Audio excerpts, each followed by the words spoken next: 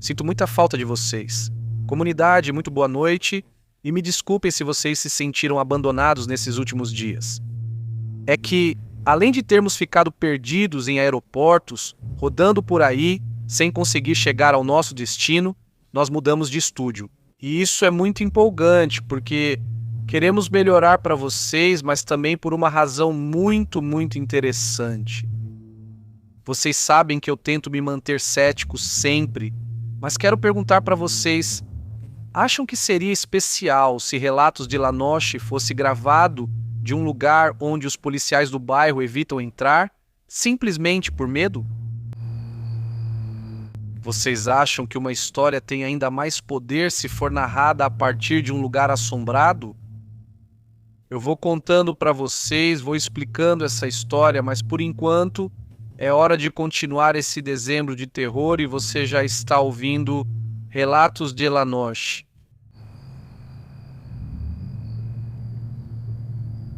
Olá, Uriel e toda a comunidade, meu nome é Gerardo e há anos eu ouço as histórias que chegam a este canal. Hoje, finalmente, resolvi compartilhar algo que aconteceu comigo e nunca consegui explicar. Isso aconteceu por volta do ano de 2015, naquela época eu estudava no ensino médio. Mas quando eu estava de férias, gostava de trabalhar em uma fábrica onde faziam camisas e blusas, principalmente para ganhar um dinheiro extra. O que? Ficava em um município de Alto Tonga, Veracruz, a uns 10 minutos de motocicleta de onde eu morava. É que eu sempre andava de moto. Eu ia para o trabalho de manhã, voltava para casa na hora do almoço e à tarde voltava para a fábrica. Sempre foi normal para mim. Uma tarde, depois de voltar do almoço, houve problemas com a rede elétrica da cidade e decidiram liberar o pessoal algumas horas mais cedo. Em vez de ir direto para casa, decidi passar para ver uma ex-namorada que trabalhava em uma lavanderia a algumas quadras dali. Ficamos conversando e, sem perceber, já era noite. Por volta das 8h30, decidi voltar para casa e já estava dirigindo tranquilo, quando, no meio do caminho, bem no trecho onde há uma ponte que cruza um rio, a estrada mudou de repente. Uma névoa muito densa apareceu do nada. Não era raro ter neblina naquela região, mas o estranho foi que ela estava concentrada apenas naquele trecho da estrada. Imediatamente senti algo estranho, como muita ansiedade. Diminui a velocidade porque quase não dava para enxergar nada. E quando eu estava atravessando a ponte, a moto começou a falhar, como se fosse apagar. As luzes piscaram várias vezes. Nesse momento, consegui ver uma figura sentada no meio do rio, mesmo estando sentada. Era enorme, muito maior do que uma pessoa normal. Ela usava uma espécie de túnica escura e algo parecido com um gorro muito alto e pontudo. Não dava para ver o rosto, só a silhueta, mas completamente fora do lugar. O medo me invadiu. Acelerei a moto com todas as minhas forças, sem me importar com a pouca visibilidade. Eu só queria sair dali. Mas por mais que eu acelerasse, senti como se algo muito pesado tivesse pulado e subido comigo. A moto parecia forçada, como se carregasse peso extra e mal avançava. Meu coração batia tão forte que achei que fosse sair do peito. Comecei a rezar. Comecei a rezar o pouco que lembrava, tentando não perder o controle. No fundo da minha cabeça havia uma ideia muito clara: não olhar para trás, não olhar para os retrovisores. Continuei assim até que, depois de atravessar o rio, cheguei a uma área onde já havia casas com luzes e lâmpadas acesas. Nesse momento, a moto ficou leve de novo e começou a andar normalmente. Continuei rezando até chegar em casa. Quando entrei, senti vontade de vomitar. Eu me sentia tonto, com os olhos lacrimejando e o corpo tremendo. Minha mãe saiu ao me ver e contei tudo o que aconteceu. Ela foi pegar um cigarro, passou a fumaça pelo meu corpo e me disse para dar umas tragadas que isso ajudava a tirar o mau aire, aquele que às vezes gruda quando você anda sozinho à noite. Senti aquilo, vomitei. Foi escuro, muito desagradável, e foi então que finalmente me senti um pouco melhor. Até hoje não sei o que foi que vi naquela noite, nem o que foi que subiu comigo na moto. O estranho é que também nunca soube de mais ninguém que tenha passado por algo parecido naquele lugar. A única coisa que posso dizer com certeza é que nunca mais aconteceu nada assim comigo, e que continuo passando por aquele caminho todos os dias, em horários diferentes. E nunca mais vi nada estranho. Mas isso sim, toda noite de neblina tudo volta, todas as lembranças. Tudo daquela noite volta à minha mente com total clareza. Por isso eu a odeio. Obrigado por me ouvir.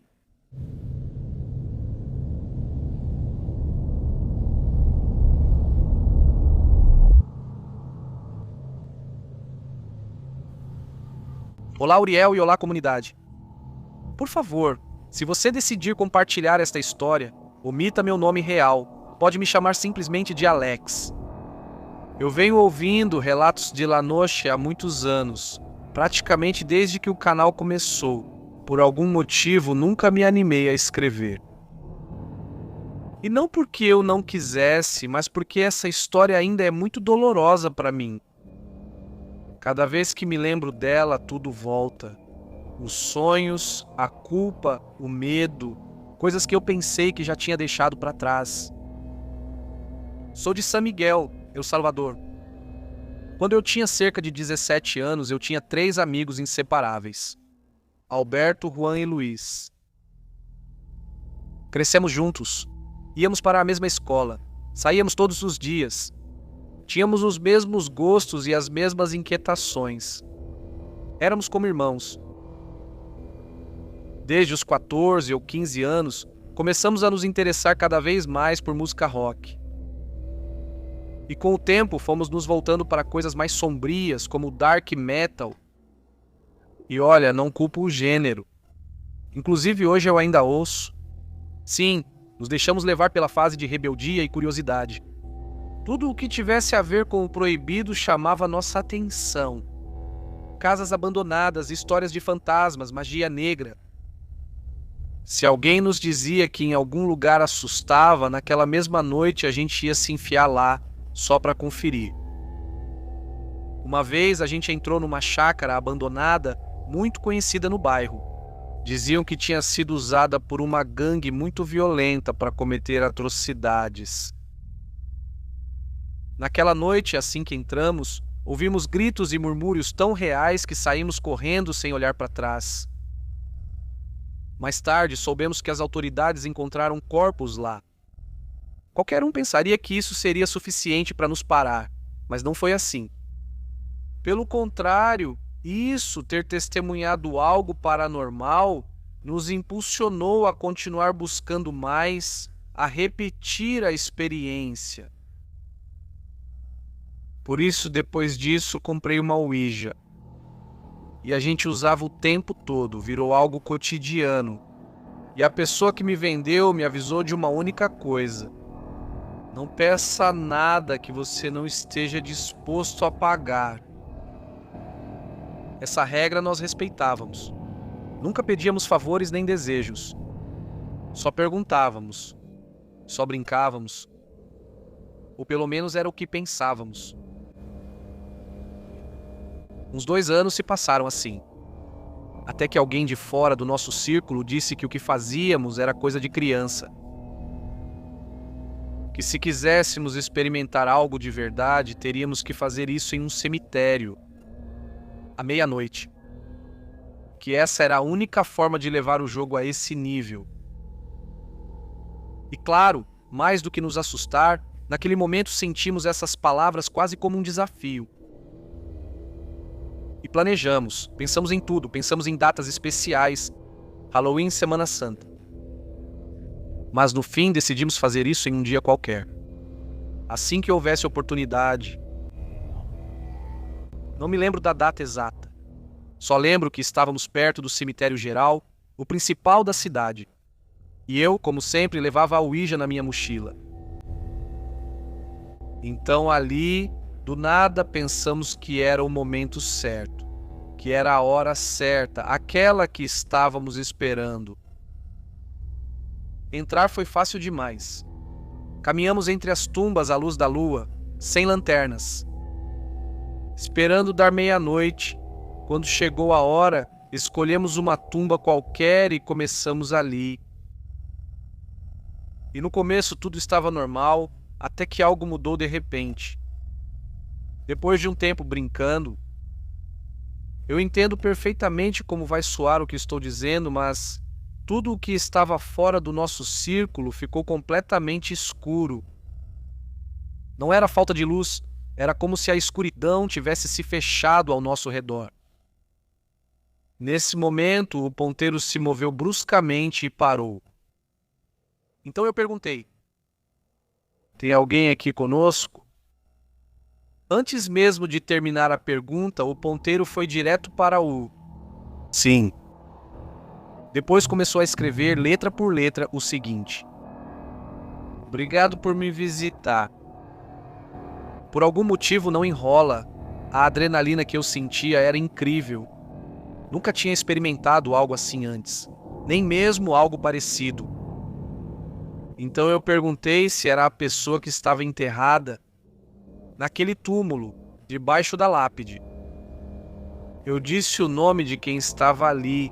A resposta foi não. E depois escreveu: estou.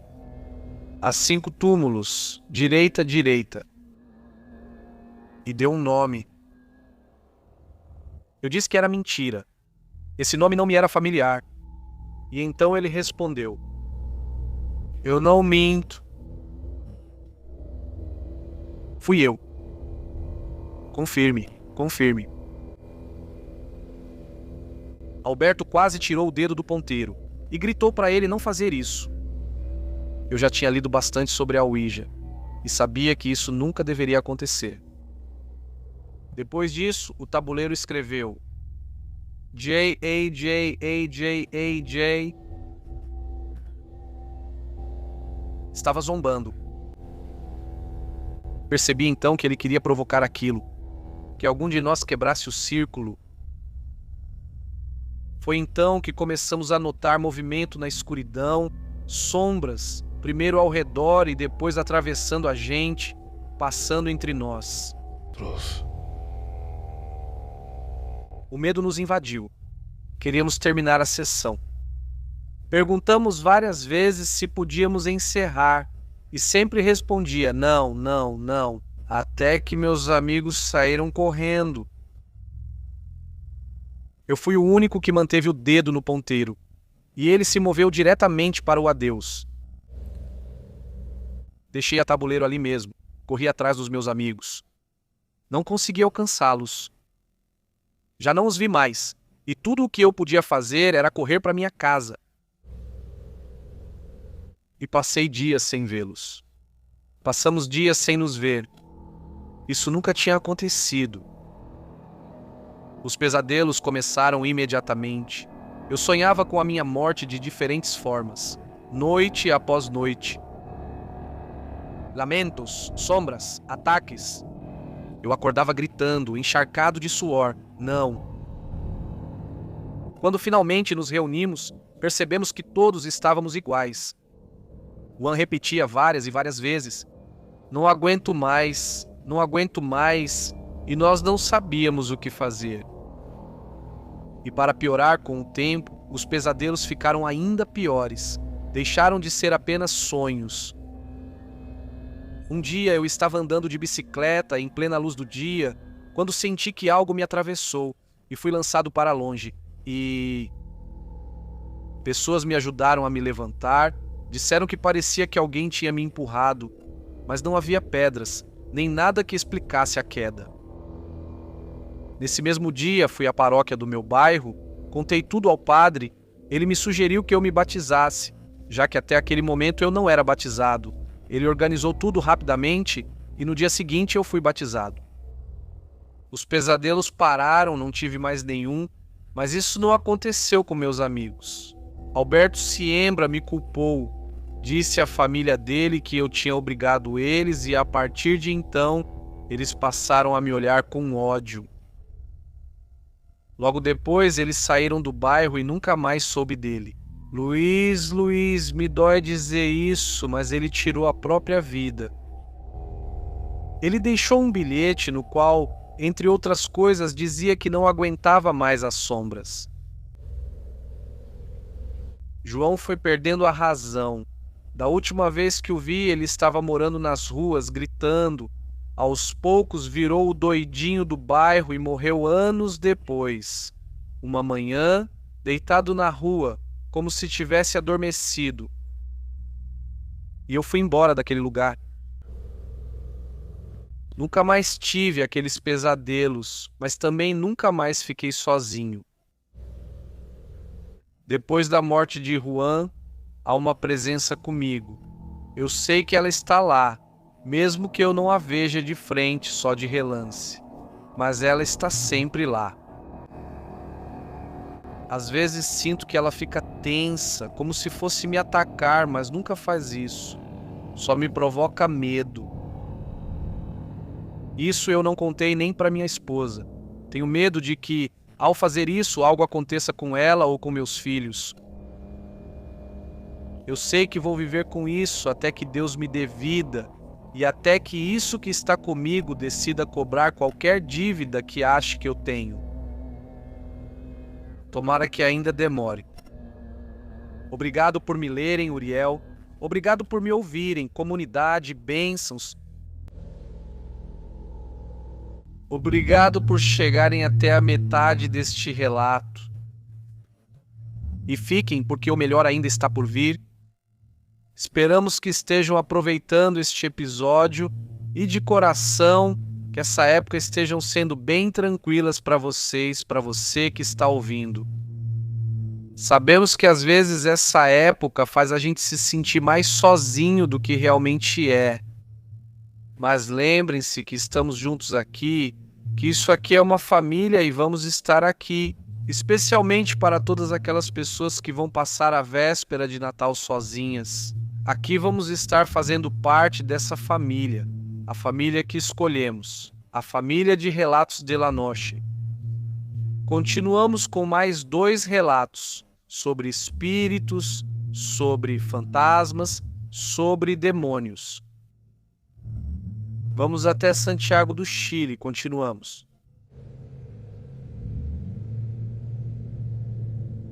Olá, Uriel. Escrevo para você do Chile para compartilhar uma história de família que ficou em silêncio por muitos anos. O que vou contar aconteceu em 1979, o ano em que meu bisavô faleceu. No entanto, esse fato não foi falado abertamente só muitos anos depois, quando aqueles que presenciaram tiveram coragem de contar. Depois do sepultamento, a família voltou para casa em 2 veículos. Em um estavam meu avô, minha mãe e 3 dos meus tios. No outro vinha minha bisavó, esposa do falecido, junto com minhas tias-avós. O primeiro veículo chegou vários minutos antes e, ao estacionar em frente à casa, todos começaram a ouvir choros, choros claros, constantes, como se fossem de várias pessoas. Ali, eles pensaram que o outro grupo tinha chegado antes, que provavelmente eram as filhas do falecido chorando a perda. É que o choro era muito intenso. Eles se aproximaram e bateram na porta, mas ninguém respondeu e lá dentro continuavam ouvindo o choro. Meu avô e 2 dos meus tios rodearam a casa para olhar pelas janelas para ver quem estava lá. Foi então que eles ficaram parados de susto. Dentro do quarto principal viram várias silhuetas, sombras negras ajoelhadas ao redor da cama, chorando. Não eram figuras definidas nem pessoas reconhecíveis. Eram sombras escuras com forma humana, inclinadas como se estivessem de luto. Eles voltaram para a porta, pensando que talvez fosse algum engano, que talvez lá dentro estivessem minhas tias, minha bisavó, que era algum jogo de luz que fazia com que parecessem uma sombra e não uma pessoa. Bateram novamente na porta. Ninguém abriu e o choro continuava. Minha mãe também olhou por uma das janelas e viu exatamente a mesma coisa. Naquela época não existiam telefones celulares, nem uma forma rápida de se comunicar. Então não puderam fazer nada além de esperar. E minutos depois, finalmente chegou o segundo veículo. Minha bisavó trouxe as chaves, abriram a porta. A casa estava completamente vazia, não havia ninguém dentro, não havia choro, não havia movimento. O quarto estava intacto. 5 pessoas presenciaram o que aconteceu. Todos ficaram profundamente impactados. Por respeito ao momento, pela dor recente e por medo de causar mais angústia, decidiram não falar sobre o assunto por muito tempo. Anos depois, meu avô, um homem sério, cético e pouco inclinado a acreditar nesse tipo de coisa, contou a história. Diante da minha mãe e dos meus tios, todos confirmaram que tinham visto a mesma coisa. As sombras negras ajoelhadas ao redor da cama, chorando, nunca tiveram uma explicação. Nunca encontraram uma explicação. Nunca. Saudações do Chile, comunidade. Sou o maior admirador de relatos de la noche, che.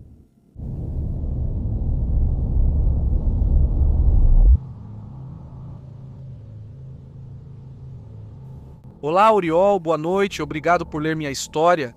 Meu nome é Ibis e moro na cidade da Guatemala, no bairro El Galito. Isso aconteceu no início dos anos 90, quando minha família e eu nos mudamos para uma casa de 2 andares. Era uma casa grande, recém-reformada. Embaixo ficavam a sala de jantar, a cozinha e a área de serviço. Em cima ficavam os quartos e um banheiro no final do corredor. Quando nos mudamos, o antigo dono nos avisou que havia problemas com o encanamento do tanque. Então meu pai contratou 2 pedreiros para consertar o encanamento. Um continuou trabalhando sozinho enquanto o outro saiu para comprar materiais. E esse pedreiro contou depois que, enquanto trabalhava, ouviu alguém tocar a campainha. Ele abriu achando que era seu companheiro, mas não tinha ninguém. Ele sorriu, pensou que talvez fosse uma criança fazendo uma brincadeira e só isso, mas quando voltou para dentro da casa, viu ao fundo a silhueta de uma mulher parada, completamente imóvel. Ele pensou que era minha mãe e falou com ela, mas enquanto se aproximava, percebeu algo que o paralisou completamente, que o fez parar naquele momento sem conseguir dar mais um passo. Aquela figura parada, imóvel, não estava tocando o chão. Parecia como se estivesse pendurada, Disse que o corpo ficou pesado, disse muito, muito pesado, como chumbo, que não conseguia falar nem se mover. Nesse momento, a campainha tocou de novo e a silhueta começou a desaparecer. Ela simplesmente sumiu, assim mesmo. Conseguiu abrir a porta e era seu colega que voltava com os materiais. Ele ficou preocupado ao vê-lo tão pálido e assustado e finalmente decidiu contar o que tinha visto. Terminaram o trabalho o mais rápido possível e não quiseram voltar à casa, e nem no dia da mudança. Tudo foi normal, caixas, móveis, gente entrando e saindo com caixas, e naquela primeira noite dormimos tranquilos, foi isso. No dia seguinte, minha mãe notou algo estranho nos pratos que ela tinha lavado e deixado escorrendo. Eles estavam novamente na pia, como se nunca tivessem sido tocados, estavam lá. Ela decidiu não dizer nada. Dias depois, minha tia foi nos ajudar com a mudança. Um dia, subi ao quarto da minha irmã para pegar fita adesiva. E enquanto subia as escadas, aproximando-se pelo corredor, ouviu passos delicados, como de uma mulher. Pensou que era minha mãe e falou com ela, mas ao se virar não havia ninguém. Desceu correndo, assustada, e pediu para minha mãe não nos contar nada. Com o passar das semanas, começaram os barulhos, os móveis que pareciam se mover no segundo andar. Quando minha mãe estava sozinha em casa, sons de louças caindo sem que nada estivesse fora do lugar. Numa noite em que meu pai estava trabalhando de madrugada, meus irmãos e eu decidimos dormir no quarto dos meus pais e assistir filmes. Já de madrugada, ouvimos algo. Ouvimos claramente, ouvimos uma mulher subindo as escadas, usando sapatos de salto alto. O som era inconfundível. O som subia, descia, subia de novo. Várias e várias vezes. Ninguém se atrevia a falar, ninguém. Rezamos até adormecer, até amanhecer. Mas isso se repetiu por várias noites. Uma tarde, meses depois, fiquei sozinho em casa. Fazia tarefas no quarto da minha mãe e desci para comer. Ao me aproximar das escadas, ouvi os saltos vindo da área de serviço. Ouvi, quis correr, mas não consegui. Minhas pernas não respondiam. Consegui subir engatinhando alguns degraus. Consegui e fiquei ali sem conseguir me mexer nem gritar. E foi aí que eu a vi. Era uma mulher vestida de enfermeira, muito pálida, com os olhos negros. Na mão, ela segurava algo que parecia um recipiente de álcool, e ela estava me olhando. Ela se aproximou, passou por mim e continuou subindo as escadas. Passou como se eu não existisse. Fiquei ali chorando até que minha mãe chegou e me encontrou. Um tempo depois, um amigo do meu irmão veio fazer um trabalho. Ao voltar do banheiro, perguntou com total naturalidade quem estava doente na casa. Ele disse que viu uma enfermeira na sala e queria saber quem ela iria buscar. E isso foi o que levou meus pais a investigar, a finalmente investigar. Contaram para eles que nos anos 70, uma jovem enfermeira chamada Catalina morava lá, cuidando da mãe que tinha câncer terminal. Catalina morreu durante o terremoto de 1976. Depois da reconstrução, começaram a ver Catalina subindo e descendo as escadas, sempre fazendo exatamente o mesmo percurso. Por essa e outras razões, meus pais finalmente venderam a casa. Enquanto moramos lá, os barulhos nunca pararam completamente. Às vezes, a única coisa que se percebia era um aroma suave, como de perfume. Nunca soubemos se Catalina continuava cuidando de alguém, ou se simplesmente não sabia que já não havia mais ninguém para cuidar, que estava sozinha.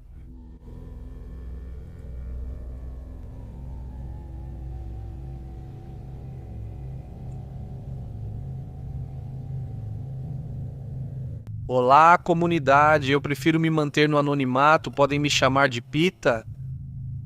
Sou de León, Guanajuato, e atuo em área ligada ao direito penal.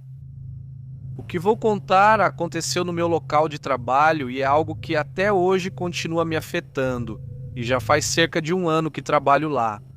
E embora eu já tivesse ouvido comentários estranhos sobre o prédio, nunca tinha me acontecido nada até aquele dia. Há cerca de 2 semanas, tive que cobrir um plantão em um domingo de manhã.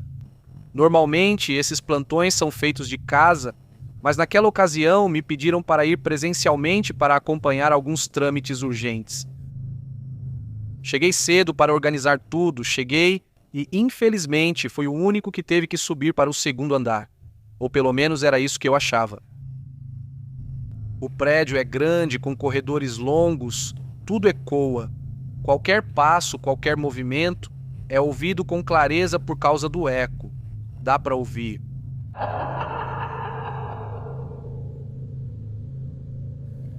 Enquanto eu procurava uns documentos, ouvi uma risada. Não foi alta, mas foi muito clara. Quando me virei, vi que a luz de um dos escritórios acendeu sozinha. Pensei que algum segurança tinha subido para me procurar. Pensei. Caminhei até lá, mas antes de chegar, a luz se apagou. Disse para mim mesmo que com certeza era uma falha elétrica. Eu tentava pensar nisso com todas as minhas forças. Tentava. Voltei para minha mesa. Voltei. Lá eu tenho uns bonecos colecionáveis do Bob Esponja, daqueles que vinham nos... Lá? Que venían en las promociones. Sempre deixo eles arrumados do mesmo jeito, sempre.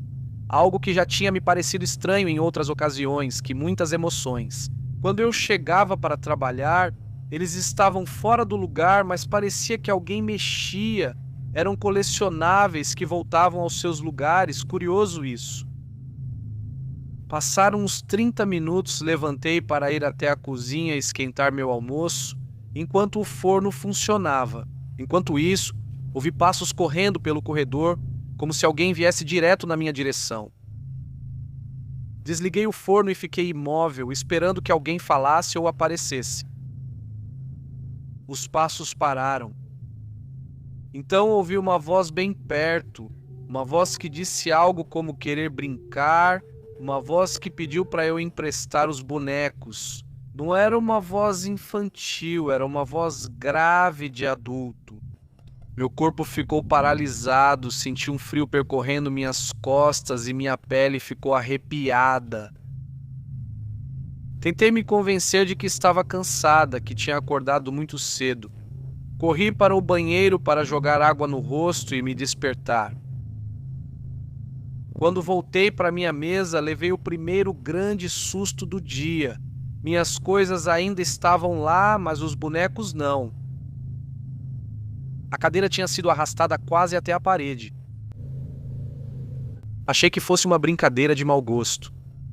Desci para o primeiro andar e perguntei ao segurança se ele tinha subido. Ele me disse que não podia abandonar seu posto, que não tinha visto ninguém subir exceto eu e a pessoa que estava comigo.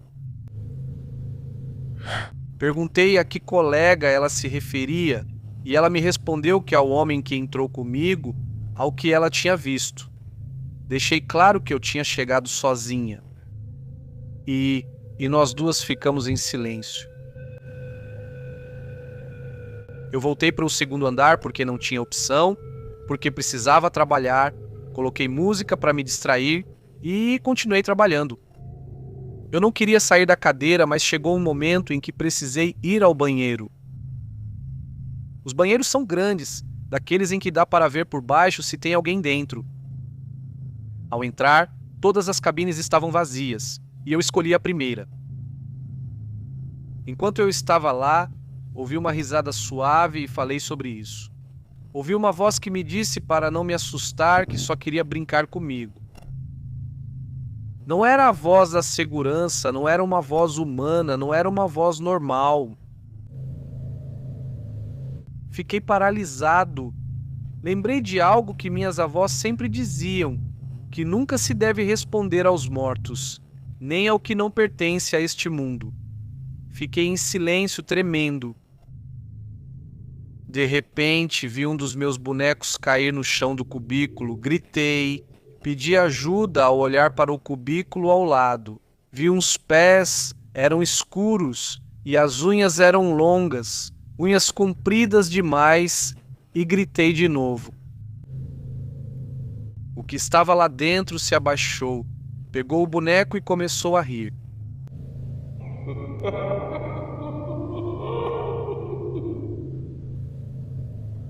As gargalhadas ecoavam no banheiro, e então senti um cheiro de queimado forte, insuportável. Senti que ia desmaiar. Não sei de onde tirei forças, mas abri a porta e saí correndo. Não olhei para trás. Peguei minhas coisas e desci. O segurança me viu pálido, perguntou se eu estava bem e contei o que tinha acontecido. Ela só me disse algo que me deixou ainda pior. Hoje é a sua vez, mas reze muito para que ela te deixe, para que ela não vá com você. Ela disse que já imaginava o que podia fazer, que tinham falado para ela sobre um zelador que tinha morrido ali anos atrás, antes de ela chegar. que morreu de uma forma estranha e que desde então às vezes incomodava quem ficava sozinho. Que ninguém sabia o que ele realmente procurava, mas que às vezes ia embora com alguém e deixava de ser visto ali por um tempo. Nesse dia, fui para casa assim que me deram permissão.